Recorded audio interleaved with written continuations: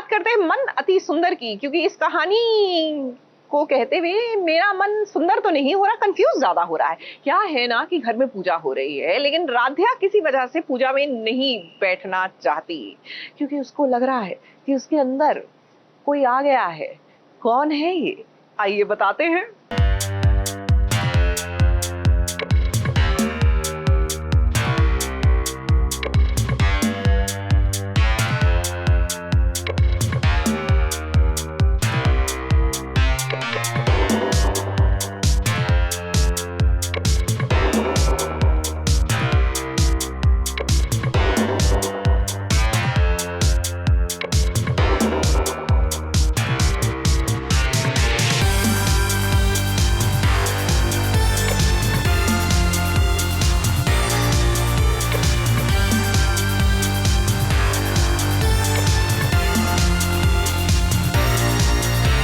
राध्या का जब सिर चकराए तो दादी परेशान हो जाए कि भला अब घर का काम कौन करेगा, मगर प्रथम अब किसी की नहीं सुनता, क्योंकि वो जोरू का गुलाम बन चुका है। अरे मेरे भोले प्रथम, हमको तो यकीन ही नहीं आया कि तुम ऐसे जोरू के गुलाम बन जाओगे बेटा। मतलब ये कि प्रथम अब राध्या का स्टैंड लेता है, उसे पहले की तरह तन्हा नहीं छोड़ता। राध्या की हालत खराब है, मगर दादी उसे परेशान कर रही है कि वो पूजा के लिए नीचे चले। घर में शांति की पूजा है तो दादी चाहती है कि राध्या उसमें शामिल हो। अब दादी को कौन बताए कि शांति की पूजा तो आपको करनी चाहिए, क्योंकि राध्या की जिंदगी में अशांति तो आपने फैलाई है। वैसे ये क्या, पूजा के लिए जो फूल राध्या और प्रथम चुनकर लाते हैं वो काला कैसे पड़ जाता है।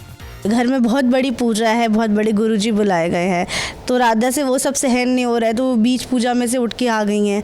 उन्हें खुद भी समझ नहीं आ रहा है कि एग्जैक्टली क्या हो रहा है, अचानक से मंत्र इतने ज़्यादा चुप क्यों रहे हैं, मुझे इतनी बेचैनी क्यों हो रही है। प्रथम भी समझ नहीं पाई कि राधा पूजा से उठ के कैसे आ सकती है। तो अभी तो किसी को कुछ पता नहीं कि एग्जैक्टली क्या हो रहा है राधा के साथ। दादी गुस्सा वुस्सा सब कर रही हैं, पर कोई तो है जो फ्रीज पॉइंट पे उसकी बॉडी में से निकल के वॉक करती है। आई थिंक मम्मा तो अभी फ़िलहाल कुछ दिन से आ रही हैं मेरे साथ, क्योंकि तबीयत थोड़ी ठीक नहीं चल रही थी। पर मम्मा आती है तो बहुत सारी चीज़ें इजी हो जाती है। ऑफ कोर्स कुछ भी खुद से हैंडल नहीं करना पड़ता है, तो मम्मा के आने से मैं तो बहुत ज़्यादा खुश हूँ।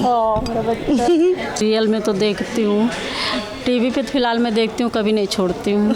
यहाँ से जाने के बाद अभी रूम में बैठ के देख लूँगी, वो तो मेरा छूटता ही नहीं है। राध्या तो रियल में काफी परेशान है, इसलिए सेट पर रियल माता जी आई हैं ताकि अपनी बेटी का ख्याल रख सकें। वरना ऑन स्क्रीन की बात करें तो राध्या के साथ ऐसा क्या हो गया कि उसकी हालत बिगड़ती जा रही है। कहीं ये संकेत तो नहीं नई मुसीबत का। हाँ, विष कन्या की एक एंट्री हो रही है, राध्या पे उसका कुछ असर हो रहा है। राध्या पे कोई शैबला सा लगता है और उसी के हाव भाव जो है बदले बदले नज़र आ रहे हैं। उसके जो सिर में दर्द होना, उसको कुछ अच्छा नहीं लगना, वो एक जब दोनों गए थे यहाँ से निकलते हैं तो एक केव में फंस जाते हैं। उस केव में ही विष कन्या रहती है, वहाँ से उसका प्रभाव राध्या के ऊपर पड़ता है और वो इनके साथ छम छम करती हुई वो शैबला हमारे घर तक आ जाती है। राध्या की जिंदगी में विष कन्या आ चुकी है, जिसके कारण ही राध्या की ऐसी हालत हो रही है। मगर अभी तो बस शुरुआत है, पूरी पिक्चर तो अभी बाकी है दर्शकों।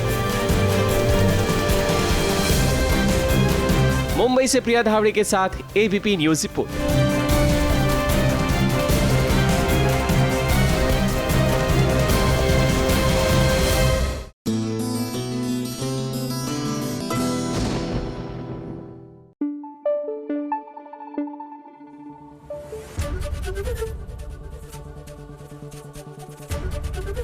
एबीपी न्यूज आपको रखे आगे।